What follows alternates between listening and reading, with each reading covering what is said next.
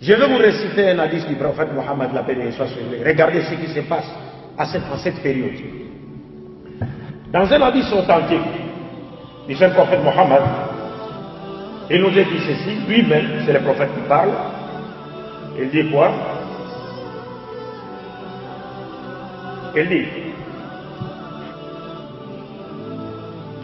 قال رسول الله صلى الله عليه وسلم يوشك أن تداعى عليكم الأمم من كل أفق كما تتداعى الأكلة على قصعتها قلنا من قلة بنا يومئذ قال لا بل أنتم يومئذ كثير ولكنكم غثاء كغثاء السيل ينزع الله المهابة من قلوب عدوكم ويجعل في قلوبكم الوهن قيل وما الوهن قال حب الحياة أو حب الدنيا وكراهية الموت.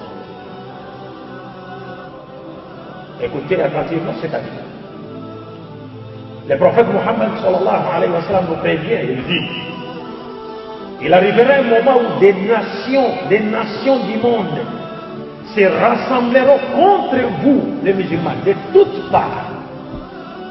Comme les gens se rassemblent autour de la nourriture pour en manger. On a servi la nourriture, elle est sur la table, et les gens s'appellent. Venez, la nourriture est prête, venez manger.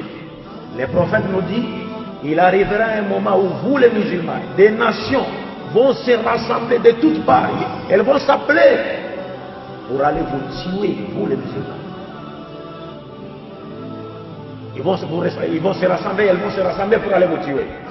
Et le prophète, les Sahaba demandent, ô messager d'Allah, est-ce que c'est à cause du fait que nous serons peu nombreux à cette époque? Est-ce que ces nations vont se rassembler, chercher à nous tuer parce que nous serons minoritaires? Nous serons peu nombreux? Écoutez la réponse du prophète. Non, vous serez très nombreux à cette époque, mais vous serez comme les écumes à la surface de l'océan, c'est-à-dire vous serez faibles et divisés. Nous serons très nombreux, comme aujourd'hui, nous sommes très nombreux. Des nations se rassemblent, personne ne parle. On va tuer des musulmans en Syrie. Plus de 350 000 musulmans sont tués en Syrie. Personne ne parle. Les Rohingyas sont tués à cause de leur religion. Personne ne parle. Il aurait fallu qu'un groupe de gens positivistes fasse beaucoup de bruit pour qu'on commence à réagir. Pourquoi? Parce qu'il s'agit des musulmans, afin que la prophétie se réalise que Mohammed est venu. Imaginez un seul instant si c'était plus de 350 000 Américains qui étaient tués. Imaginez un seul instant si c'était plus de 350 000 Européens qui étaient tués. Imaginez un seul instant que si c'était plus de 350 000 Juifs qui étaient tués, comment le monde allait-il être mobilisé pour répondre à cela? Mais comme il s'agit des musulmans, le monde se tait. Et pourquoi cela arrive? La réponse est donnée par le prophète lui-même dans cette hadith. Le prophète continue en disant, et Allah enlèvera de cœur de vos ennemis votre crainte. Ils n'auront pas peur de vous. Écoutez ça. Lorsque ce moment arrivera, le prophète dit, Allah va enlever plutôt votre crainte dans le cœur de vos ennemis. Vos ennemis vous craignez avant, mais il arrivera un moment, ils ne vont plus avoir peur de vous. La antum ashaddu rahbatan fi sudurihim min Allah. Dhalika bi annahum qawmun la yafqahun. Dieu dit dans le Saint-Coran, les koufars, ils ont peur de vous les musulmans, puisqu'ils n'en ont peur de Dieu. Mais aujourd'hui c'est le contraire. C'est les musulmans qui ont peur maintenant. Et Allah a enlevé la crainte des musulmans du cœur de ces gens-là. Ils n'ont plus peur de nous. Ça dit de sorte que même les musulmans et même dans leur propre pays, des fois ils ne peuvent même pas parler, chercher à justifier l'islam, à innocenter l'islam, à innocenter les prophètes. Ils ont même peur de parler. Est-ce que vous comprenez? Tout cela c'est l'objet de la prophétie. Et le prophète dit, Mais quelle sera la cause? Les disciples demandent. Et les prophètes disent, et Allah mettra le wahan dans nos cœurs. Les disciples demandent, Wama le wahan, ya Rasulallah. Le wahan, c'est quoi? Il dit, Dieu mettra la faiblesse dans vos cœurs.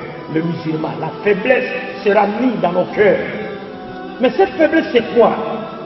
Les prophètes expliquent, ils disent, les sahaba demandent, qu'est-ce que le wahan? Qu'est-ce que cette faiblesse? Les prophètes répondent, l'amour pour ce bas monde et la crainte de la mort. L'amour de ce bas monde et la crainte de la mort. Et les autres ont compris que notre faiblesse, les musulmans, repose dans l'amour de ce bas monde. C'est pourquoi ils nous attirent tous vers l'amour de ce bas monde. Les intérêts de ce bas monde. Ils savent que si les musulmans s'attachent à l'amour du monde, des choses de ce monde, ils ne cherchent que l'argent, ils ne cherchent je ne sais pas moi quoi, alors leur relation avec Dieu va se dégrader et ils se retrouveront en position de faiblesse et ils peuvent faire de nous tout ce qu'ils veulent ou tout ce qui leur semble bon. Mais, alhamdulillah, le prophète a donné une solution. Parce que je n'ai pas voulu rentrer encore dans le vif du sujet, parce que c'est un sujet très très profond, parce qu'il fallait aussi démontrer le caractère universel de la mission de Muhammad sallallahu alayhi wa sallam dans les écritures antérieures, mais nous n'avons pas assez de temps pour le faire. Peut-être qu'on le fera dans la phase question-réponse, Inch'Allah. Mais dans les jours à venir, avec d'autres conférences qu'on va donner par la grâce de Dieu, nous allons essayer de développer d'autres thèmes, et aussi avec les étudiants, pour leur parler du rôle de la jeunesse, Inch'Allah, parce que nous avons besoin. Nous avons besoin, il y a aujourd'hui nécessité de voir nos étudiants, nos intellectuels s'intéresser à la religion, apprendre l'islam. Parce que l'islam, la communauté musulmane, c'est comme un oiseau qui ne doit voler qu'avec ses deux ailes. L'aile des sciences islamiques et l'aile des sciences mondaines. Alors, mais le prophète, heureusement, nous donne une solution. Je vais terminer par cet hadith, Inch'Allah, parce qu'on vient de me rappeler déjà l'heure. Le prophète nous donne une solution, il dit quoi? Dans un hadith, les prophètes étaient en train d'exhorter ses disciples. Et les disciples ont eu peur même du sermon que leur avait donné le prophète. Et ils ont demandé au prophète, prophète, cette exhortation, c'est comme si vous vous rapprochez de la mort. Voudrez-vous nous donner un conseil? Le prophète donne le conseil, il dit quoi? Il dit, فَإِنَّهُ مَنْ يَعِيشُ مِنْكُمْ فَسَيَرَ اخْتِلَافًا كَثِيرًا. Le prophète Mohammed, celui qui vivra, celui d'entre vous qui vivra, verra beaucoup de contradictions entre les musulmans. Beaucoup de contradictions verront jour, beaucoup de divergences verront jour entre nous, les musulmans. Mais le prophète a donné une solution. Les contradictions vont arriver, les divergences vont arriver. Et le prophète ne voudrait pas que nous restions, nous continuions, nous persévérions dans les contradictions et les divergences. Il donne une solution. Il dit quoi? Les sahaba lui demandent. Maintenant il dit فَعَلَيْكُمْ بِسُنَّتِي وَسُنَّةِ الْخُلَفَاءِ الرَّاشِدِينَ الْمَهْدِيِّينَ.